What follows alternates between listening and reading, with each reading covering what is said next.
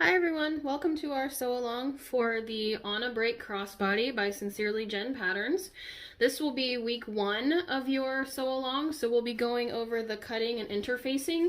First I wanted to show you the bag completed.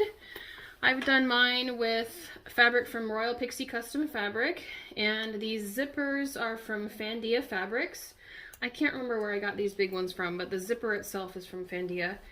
So the first thing is it has this front zipper pocket, sorry, not zipper, it has a flap pocket that opens up, and it does have a zipper pocket here that is part of the flap. So it's a small pocket, but it's great for a phone, or it fits, you know, my small rotary cutter, so you can get an idea of the size of it. So you could put like your car keys or something that you need within easy reach is good for there. Then the back has this really awesome, huge magnetic pocket. And inside we have a large interior and then one interior zipper here. Okay, so it's very roomy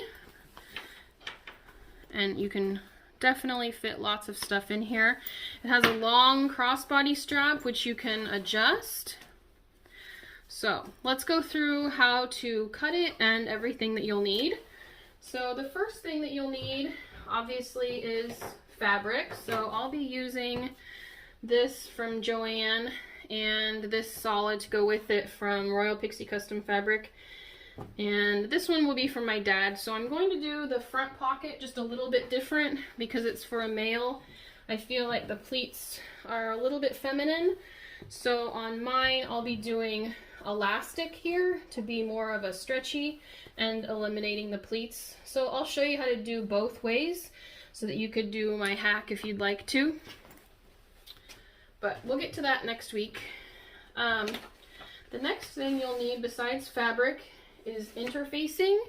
I'll be using this woven interfacing, which is coming to Royal Pixie Custom Fabric soon. And I'll give you a close-up of it. This is the glue side and the fabric side.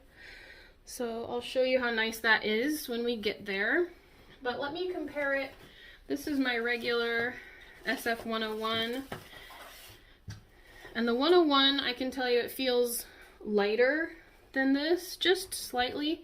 So this one's a little bit heavier, but it's very comparable. They're both soft, and anyway, that is the interfacing. Or if you're using zipper by the yard, an 8-inch. This is a 10 because that's what I had on hand. You can always use a longer one, but you can't use a shorter one. You'll also need some number 5 zipper tape. This one I'm using zipper by the yard, and I'll show you how to put the poles on as well. You'll need 2 of your 1-inch rectangle rings and a slider.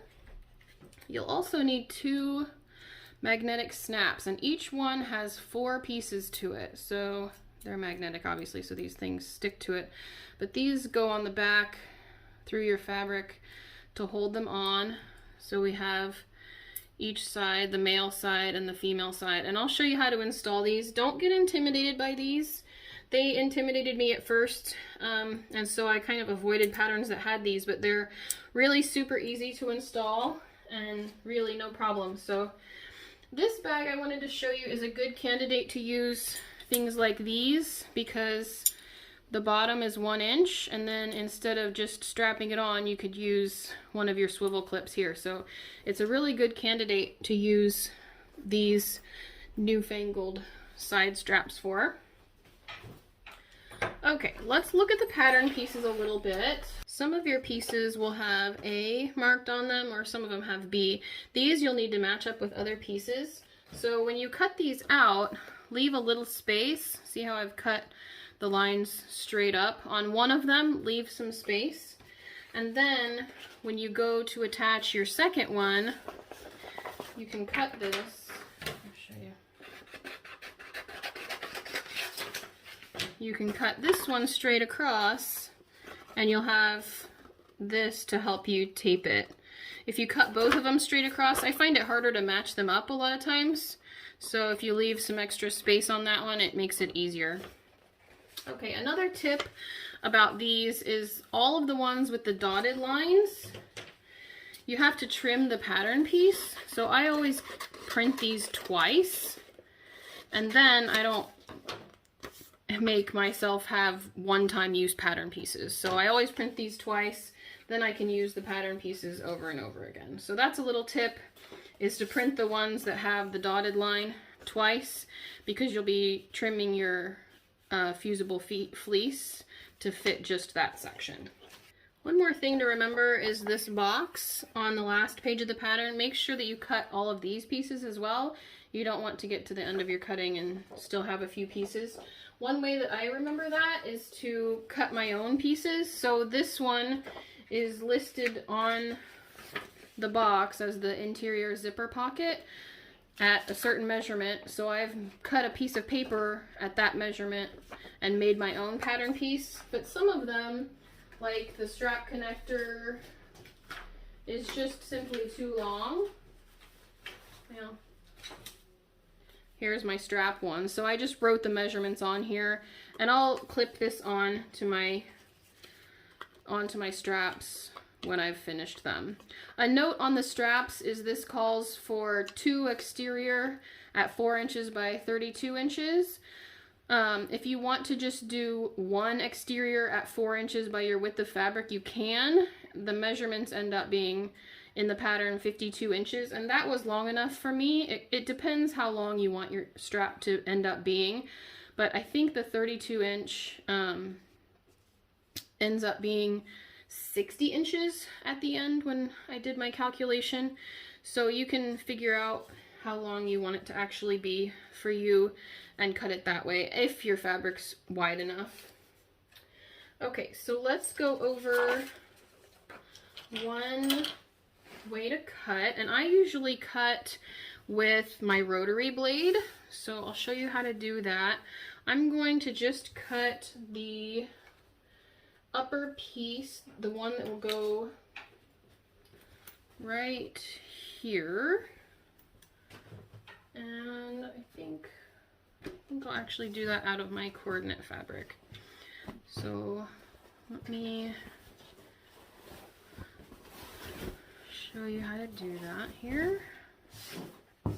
This piece is a cut on fold piece, so we fold it up and lay it on the fold, and then I use my pattern weight and rotary blade. So make sure it's nice and flat here on your fold, and then it's pretty simple to use your rotary blade to just cut around each piece. Okay, there we go. We have our top part. Now this is a piece that requires the little piece, so we'll be cutting a piece of fleece and we'll iron that on to the middle part. So something to look forward to. Next, we'll need to learn how to do the interfacing. I'll show you how to iron it on. So we get to test out this new interfacing from Royal Pixie. This is the one that we'll be getting soon. Stay tuned, and I will do a whole video. We're actually doing 2 different types of interfacing. So I'll do a whole video comparing the 2 types and all of that when the time comes.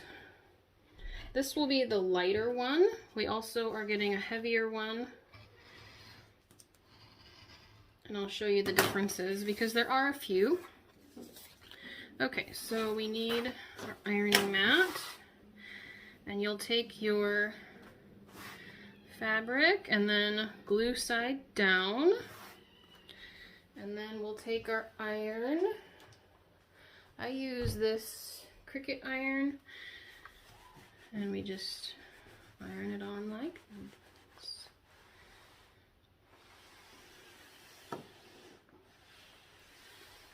Okay, make sure it's pressed. Alright, There we go. And the woven interfacing usually does stretch a little bit, so that's normal. Don't worry about it. You can trim that off if you'd like. I usually trim it off. There we go. So that's how you cut an interface. Now you'll want to go ahead and cut and interface all of your pieces. Make sure you also cut your zippers and post your picture of all your cut pieces in this week's post. And I will see you all next week when we start sewing. Bye everyone.